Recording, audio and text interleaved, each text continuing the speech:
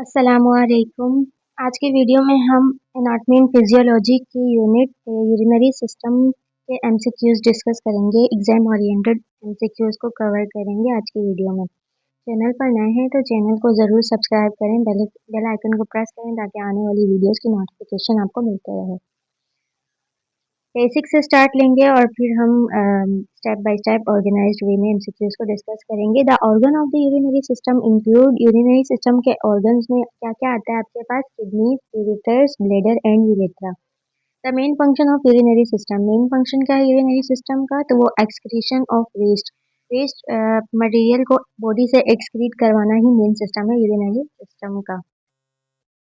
The functional unit of kidney, kidney का जो functional unit है वो क्या है? नेफ्रॉन। नेफ्रॉन किडनी का फंक्शनल यूनिट होता है। Humans normally have how many kidneys, कितनी किडनीज होती हैं? तो 2 किडनीज होती हैं, right and left. Kidneys are located in, kidneys कहाँ पाई जाती हैं? तो रेट्रोपेरिटोनियल स्पेस में पाई जाती हैं, एब्डोमिनल कैविटी के रेट्रोपेरिटोनियल स्पेस में। The shape of kidney, kidney की शेप बीन की तरह होती है, बीन शेप होती है किडनी की। The right kidney lies slightly lower due to, right kidney जो है वो स्लाइटली लोअर है देन लेफ्ट किडनी से। तो किस वजह से? वो लिवर की वजह से है, लिवर के प्रोजेक्शन की वजह से राइट किडनी स्लाइटली लोअर है than left kidney. The outer covering of kidney, kidney की आउटर कवरिंग को क्या कहते हैं? Renal capsule.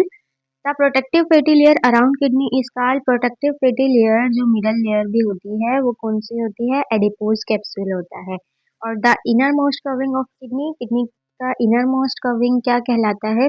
वो फाइब्रस कैप्सूल कहलाता है। किडनीज की 3 लेयर होती हैं, 3 layers. Outer protective, outer covering को हम क्या कहते हैं? आउटर प्रोटेक्टिंग को रीनल कैप्सूल कहते हैं। फिर मिडल जो फैटी लेयर होती है उसे एडिपोज कैप्सूल कहते हैं और इनर मोस्ट को फाइब्रस कैप्सूल कहते हैं। The outer region of kidney is called, फिर किडनी के रीजन्स हैं, किडनी के पार्ट्स हैं, पार्ट्स के अकॉर्डिंग जो आउटर रीजन होता है उसे हम कॉर्टेक्स कहते हैं। द रीनल मेड्यूला कंटेन्स, फिर रीनल कॉर्टेक्स है, रीनल कॉर्टेक्स के बाद रीनल मेड्यूला स्टार्ट होता है। तो रीनल मेड्यूला में क्या क्या चीज़ें हैं? रीनल मेड्यूला में रीनल पायरामिड्स आते हैं, पायरामिड्स जितने भी हैं वो रीनल मेड्यूला में आते हैं। Minor calyx join to form major calyx, major calyx join to form renal pelvis. अब यूरिनरी सिस्टम में जो है स्ट्रक्चर वाइज सीक्वेंस से चीज़ें आती हैं। ये किडनी है और ये किडनी का इनर लेयर है। ये आउटर ये जो स्पेस है इसे कॉर्टेक्स कहते हैं और ये इनर स्पेस है इसे मेड्यूला कहते हैं। मेड्यूला के अंदर पायरामिड्स होते हैं, कोनिकल शेप स्ट्रक्चर पायरामिड्स जिन्हें कहते हैं। और यहाँ पर हमारे पास नेफ्रॉन्स का स्ट्रक्चर स्टार्ट होता है कॉर्टेक्स से मेड्यूला तक, कॉर्टेक्स से मेड्यूला तक नेफ्रॉन का स्ट्रक्चर जाता है। तो हमारे नेफ्रॉन के भी 3 पार्ट्स होते हैं, रीनल कॉर्पसल होता है, प्रॉक्सिमल कॉन्वोल्यूटेड ट्यूब्यूल और loop of Henley and distal convoluted tubule, और फिर लास्ट में होता है कलेक्टिंग डक्ट। तो ये एक नेफ्रॉन का स्ट्रक्चर होता है पूरा। अब ये कह रहे हैं कि जो मेजर कैलिक्स और माइनर कैलिक्स क्या है? ये major calyx minor calyx species होती हैं। अब यहाँ से यूरिन की जो फॉर्मेशन और सिक्रीशन का प्रोसेस होता है तो कलेक्टिंग डक्ट के जरिए जो यूरिन होता है वो आता है किसमें? रीनल पेपिला में आता है। रीनल पेपिला इसके एंड में होता है, रीनल पेपिला खुलता है माइनर कैलिक्स। ये सारे माइनर कैलिक्स मिलके बनाते हैं मेजर कैलिक्स। पैरामिड्स के बीच का स्पेस माइनर कैलिक्स है और ये जहाँ आके ये पूरा स्पेस कैरी करता है, ये सारे माइनर कैलिक्स मेजर कैलिक्स में ओपन होते हैं। और मेजर कैलिक्स फिर खुलता है रीनल पेल्विस के अंदर यूरिन देता है और रीनल पेल्विस पे यूरेटर से कनेक्ट होकर किडनी से यूरिन को बाहर निकालते हैं। तो माइनर कैलिक्स किसके साथ ज्वाइन होता है? मेजर कैलिक्स के साथ। मेजर कैलिक्स किसके साथ ज्वाइन होता है? रीनल पेल्विस के साथ। यूरिन कलेक्ट फर्स्ट इन, सबसे पहले यूरिन कहाँ पर आता है? तो सबसे पहले यूरिन माइनर कैलिक्स के अंदर आता है। माइनर कैलिक्स से पहले भी वो रीनल पेपिला में जाता है, कलेक्टिंग डक्ट से रीनल पेपिला में जाता है, रीनल पेपिला से फिर माइनर कैलिक्स, हर एक डक्ट माइनर कैलिक्स में अपना यूरिन देते हैं। और सारी माइनर कैलिक्स एक बड़ी मेजर कैलिक्स में ओपन होती हैं और मेजर कैलिक्स के रीनल पेल्विस को और पेल्विस के यूरेटर्स को यूरिन दे देता है। The nephron consist of, nephron हमारे पास मेन जो है 2 पार्ट्स पे कंसिस्ट करता है, renal corpuscle and tubule, renal tubule. Bowman's capsule किसको सराउंड करता है? ग्लोमेरुलस को। इसके लिए आपको जो है नेफ्रॉन का स्ट्रक्चर पढ़ना होगा पूरा। नेफ्रॉन का स्ट्रक्चर हमारे पास इस तरह का होता है। ये आपके पास बोमेन्स कैप्सूल होता है, इसके अंदर ग्लोमेरुलस लगा हुआ होता है। ये आपके पास पूरा रीनल कॉर्पसल है जिसमें हमारे पास बोमेन कैप्सूल आता है, और ये जो है आपके पास ग्लोमेरुलस आता है। ब्लड आता है अफरेंट आर्टरी के थ्रू, यहाँ से फिल्टर होता है और इफरेंट आर्टरी के थ्रू दोबारा बॉडी में चला जाता है। तो फिल्ट्रेट चीजें जितनी भी होती हैं वो इस बोमेन कैप्सूल इस ग्लोमेरुलस से फिल्टर होके बोमेन कैप्सूल के अंदर आ जाती हैं, और वो ब्लड वापस चला जाता है। इस ब्लड कौन सी चीजें आती है हमारे पास यूरिया, क्रिएटिनाइन, ग्लूकोज, सोडियम, ये सारी चीजें आती हैं, जबकि प्रोटीन और आरबीसी जो है वो इस ग्लोमेरुलस को पास आउट नहीं करते।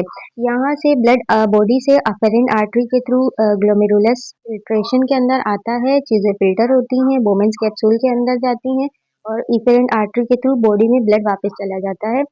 और यहाँ पर अब क्या है कि ये जो वुमेन्स कैप्सूल है ये फिर आगे फर्दर ट्रांसफर करता है यूरिन ब्लड को किस तरफ ट्रांसफर करता है? ट्यूब्यूल्स की तरफ। अब ट्यूब्यूल्स की तरफ जाएगा तो वहाँ यूरिन की फॉर्मेशन होगी। यहाँ पर फिल्ट्रेशन हुई थी और ट्यूब्यूल्स में यूरिन की फॉर्मेशन होगी। सेलेक्टिवली रीअब्जॉर्प्शन होगी, सिक्रेशंस होंगी, वाटर रीअब्जॉर्प्शन होगा, हार्मोनल चेंजेस आएंगे, फिर यूरिन की फॉर्मेशन होगी। अब ये आपके पास पूरा वुमेन्स कैप्सूल था जिसमें हमने रिनल कर्पसल एंड रीनल जो है वुमेन कैप्सूल और रीनल कर्पसल हमने पढ़ लिया है। अब यहाँ से जो है प्रॉक्सिमल ट्यूब्यूल जाती है, फिर लूप ऑफ हेनली जाती है, फिर डिस्टल ट्यूब्यूल जाती है, और फिर यहाँ पर ये कलेक्टिंग डक्ट आ जाती है। ये एक पूरा नेफ्रॉन का स्ट्रक्चर है। ये प्रॉक्सिमल करीब वाली वुमेन्स कैप्सूल्स के करीब है, इसीलिए इसे हम प्रॉक्सिमल ट्यूब्यूल कहते हैं।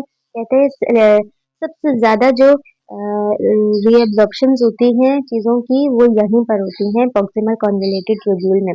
उसके बाद ये लूप ऑफ हेनली के दो लिम्स हैं, एक असेंडिंग डिसेंडिंग लिम्ब है, एक असेंडिंग लिम्ब है। डिसेंडिंग लिम्ब में सबसे ज्यादा वाटर की रीअब्जॉर्प्शन होती है, असेंडिंग लिम्ब में फिर सोडियम और आयंस की रीअब्जॉर्प्शन होती है। देन फिर जाता है ये आपके पास आ जाता है डिस्टल कॉन्वोल्यूटेड ट्यूब्यूल, जो बोमेन्स कैप्सूल से दूर है इसीलिए इसे डिस्टल कॉन्वोल्यूटेड ट्यूब्यूल कहते हैं। इसमें फर्दर फिर सेलेक्टिव सिक्रीशंस होती हैं, रीअब्जॉर्प्शंस होती हैं, और फिर जो मेन यूरिन की कंसंट्रेशन बनती है वो आके बनती है कहाँ? इस कलेक्टिंग डक्ट के अंदर। यहाँ पर मेन यूरिन बनता है और यहाँ पर डिसाइड होता है कि कितना वाटर बॉडी में रखना है और कितना वाटर एक्सेस वाटर जो है यूरिन में निकालना है। तो एडीएच हार्मोन होता है हमारे पास, एंटी डाययूरेटिक हार्मोन, जो यहाँ पर आकर कलेक्टिंग डक्ट के ऊपर अपना फंक्शन करता है। कलेक्टिंग डक्ट पे अपना फंक्शन करता है और डिसाइड करता है बॉडी के अकॉर्डिंग कि बॉडी में कितना वाटर लेवल रखना है और कितना वाटर लेवल एक्सक्रीट आउट करना है। तो यहाँ पर फिर ट्यूबुलर सिक्रीशन का जो प्रोसेस होता है वो यहाँ पर होता है कलेक्टिंग डक्ट के अंदर।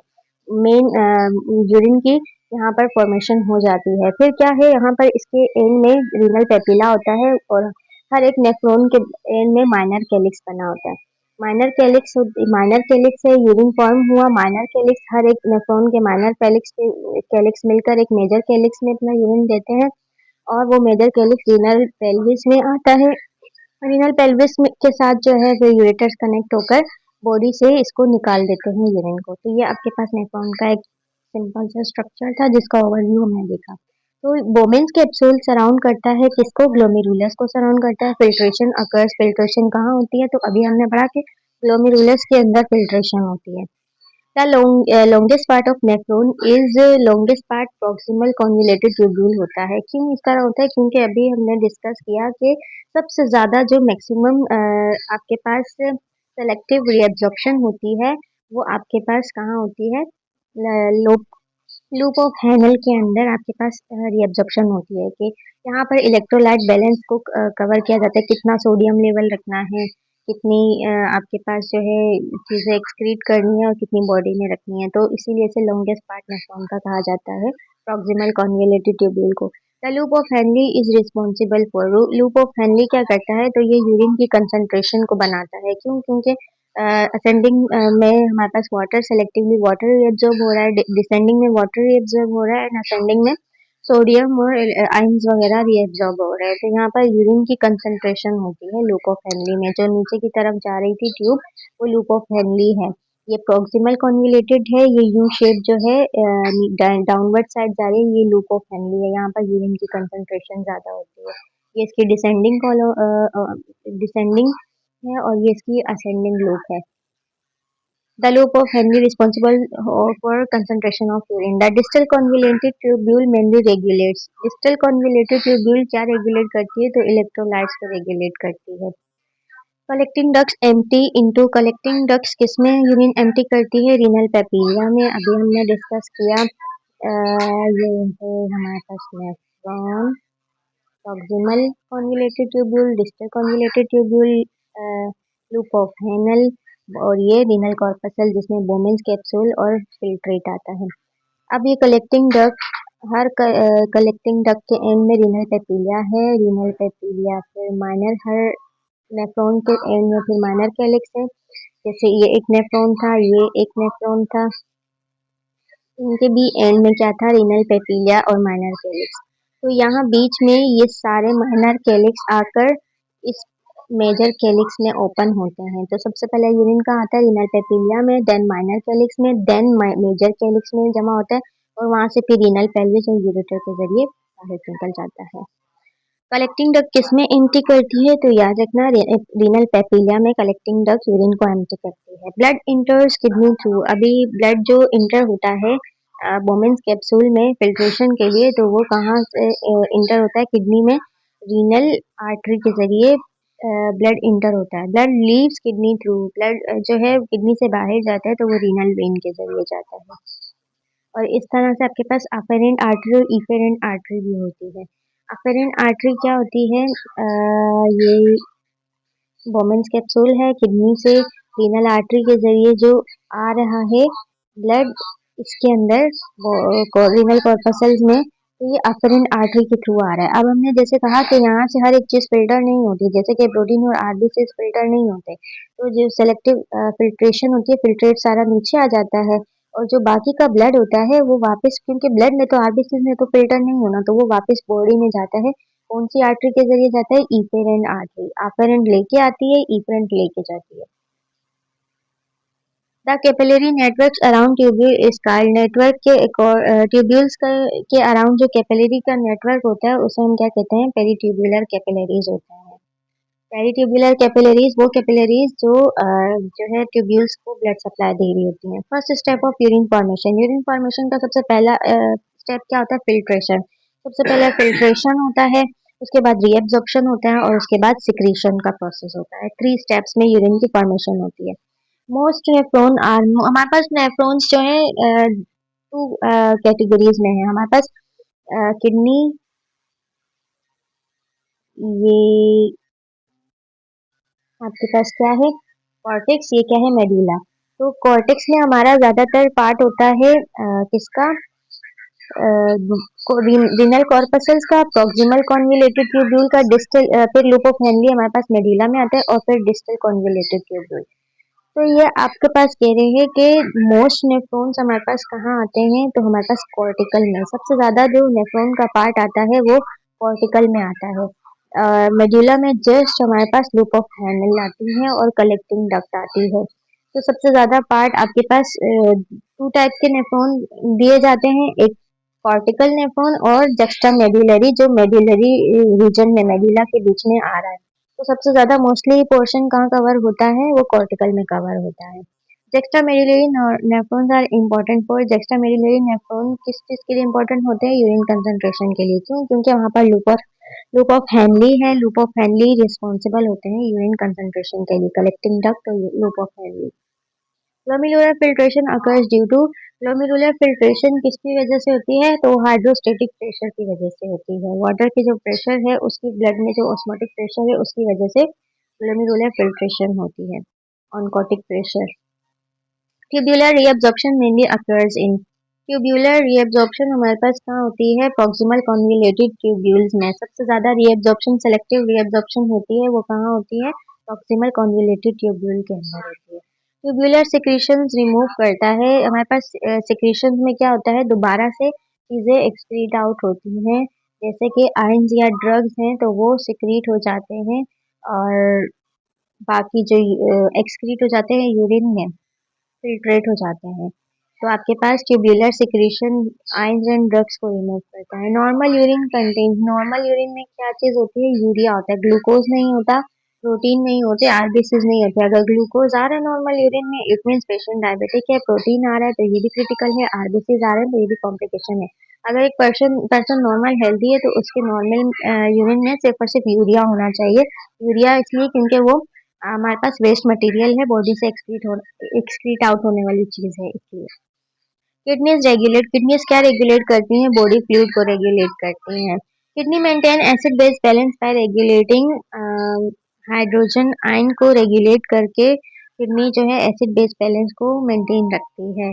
Hormone that regulate blood pressure from kidney का फंक्शन ये है कि वो ब्लड प्रेशर को भी रेगुलेट करता है। तो कौन सा हार्मोन रिस्पॉन्सिबल होता है? रेनिन। रेनिन हार्मोन रिस्पॉन्सिबल होता है ब्लड प्रेशर को मेंटेन करने के लिए। इरिथ्रोपोइटीन भी किडनीज रिलीज करती हैं, ये हार्मोन है और ये किस लिए काम करता है? आरबीसीज की प्रोडक्शन में हेल्प आउट करता है, स्टिम्युलेट करता है आरबीसीज की प्रोडक्शन को। Active vitamin D is produced in, vitamin D भी किडनीज सिक्रीट करती हैं, तो किडनीज सिक्रीट करती हैं। एक्टिव विटामिन डी कौन सिक्रीट करता है? किडनीज। मिक्चुरेशन का मतलब क्या है? Urine excretion. The act of passing urine excrete urine is called micturition. Urine is stored in, urine कहाँ स्टोर होता है? तो यूरिनरी ब्लैडर में। The internal sphincter is involuntary, two types के स्फिंक्टर होते हैं ब्लैडर में, एक इंटरनल स्फिंक्टर और एक external sphincter. Internal sphincter involuntary होता है जिसे कंट्रोल नहीं किया जा सकता, जबकि एक्सटर्नल स्फिंक्टर वॉल्यूंटरी होता है जिसे हम कंट्रोल कर सकते हैं और यूरिन को होल्ड कर सकते हैं। Micturition reflex is controlled by, micturition reflex urine का जो प्रोसेस, यूरिन फील होने का प्रोसेस होता है वो कौन कंट्रोल करता है? तो वो स्पाइनल कॉर्ड में हमारे पास स्पाइन्स होती हैं, वो S3 S4, तो वो जो है मिक्चुरेशन रिफ्लेक्स को कंट्रोल करती हैं। Higher control of urination is form, सबसे ज़्यादा जो यूरिनेशन का कंट्रोल है वो कौन मेंटेन करता है? ब्रेन में कॉर्टेक्स रीजन है, वही यूरिन के होल्ड को मेंटेन करता है। जब हमें यूरिन आ रहा होता है तो हम खुद से यूरिन को काफ़ी टाइम के लिए होल्ड रखते हैं, तो इस मैकेनिज्म को कौन कंट्रोल करता है? ब्रेन में कॉर्टेक्स रीजन कंट्रोल करता है। Ureters connect kidneys to, ureters वो ट्यूब्स हैं जो किडनीज को ब्लैडर के साथ कनेक्ट करती हैं, किडनीज से यूरिन लेकर जाती हैं यूरिनरी ब्लैडर में।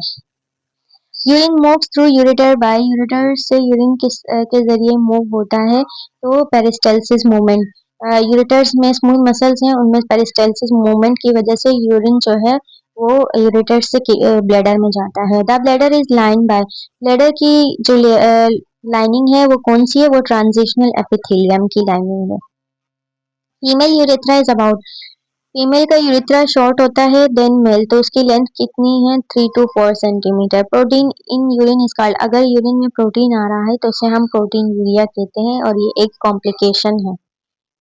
ब्लड इन यूरिन, यूरिन में ब्लड का आना क्या कहलाता है? हिमेक्यूरिया कहलाता है। एब्सेंस ऑफ यूरिन, यूरिन का ना आना क्या कहलाएगा? एनयूरिया। ओलिगोयूरिया कहते हैं कि अ, कम यूरिन आ तो रहा है लेकिन कम कम आ रहा है। पोलीयूरिया बहुत ज्यादा यूरिन आ रहा है। एन यूरिया यूरिन बिल्कुल ही नहीं आ रहा है। डिसयूरिया मतलब कि यूरिन में डिफिकल्टी को डिसयूरिया कहते हैं। Painful urination is called dysuria, dys का मतलब होता है डिफिकल्टी, यूरिया यूरिन, यूरिनेशन के दौरान पेन होना डिसयूरिया कहलाता है। यहाँ नीचे कुछ टिप्स पे आपको एमसीक्यूज के दिए हुए हैं, इनको याद कर लेना है। जीएफआर क्या होता है? ग्लोमेरुलर फिल्ट्रेशन रेट होता है। Normal urine pH slightly acidic होती है। एडीएच किस पर? एंटी डायूरेटिक हार्मोन है, किस पर एक्ट करता है? तो अब हमने अभी डिस्कस किया, कलेक्टिंग डक्ट के ऊपर वो एक्ट करता है। एल्डोस्टेरोन रेगुलेट करता है सोडियम, सोडियम की किडनी में सोडियम के बैलेंस को कौन सा हार्मोन रेगुलेट करता है? तो एल्डोस्टेरोन रेगुलेट करता है। मेन नाइट्रोजनस वेस्ट हमारे पास यूरिया होता है और nephron located cortex and medulla दोनों में लोकेट करते हैं nephron. Renal pelvis continue as, renal pelvis के साथ क्या चीज कनेक्ट है? तो यूरेटर्स कनेक्ट है। बोमेंस कैप्सूल और ग्लोमेरुलस जो होती हैं उनको कलेक्टिवली हम कहते हैं renal corpuscles. Loop of Henle mainly in medulla, loop of Henle medulla में होते हैं। Kidneys regulate BP by kidneys BP को रेगुलेट करते हैं रेनिन के जरिए। यूरिन एक्सिट होता है बॉडी से थ्रू यूरेथ्रा के जरिए। ब्लैडर कैपेसिटी होती है 400 टू 600 ml कैपेसिटी होती है ब्लैडर की। Osmo regulation is function of osmo regulation का फंक्शन कौन परफॉर्म करता है, तो किडनीज परफॉर्म करते हैं। वाटर फ्लूइड बैलेंस को मेंटेन करने का फंक्शन किडनीज परफॉर्म करती है। Access glucose in urine diabetes mellitus की वजह से होता है, अगर यूरिन में ग्लूकोज आ रहा है। Cortical nephron has short loop. Cortical nephron में हमारे पास लूप शॉर्ट होते हैं। जस्टा मेडुलरी नेफ्रॉन में लॉन्ग लूप है, क्योंकि वहां पर लूप ऑफ हेनली और कलेक्टिंग डक्ट आ रहे हैं, उन दोनों की लूप्स बड़ी होती हैं। जबकि हमारे पास proximal convoluted tubule and distal convoluted tubule की जो लूप है वो छोटी होती है। फाइनल यूरिन कंसेंट्रेशन कहाँ होती है, तो वो कलेक्टिंग डक्ट के अंदर होती है। तो ये थे कुछ इंपॉर्टेंट एमसीक्यूज जो डाउ की पीपीटी से पीडीएफ से कवर किए गए हैं। वीडियो पसंद आई तो वीडियो को ज़रूर लाइक करें, चैनल को ज़रूर सब्सक्राइब करें और अपना फीडबैक भी ज़रूर दें। अल्लाह हाफिज़।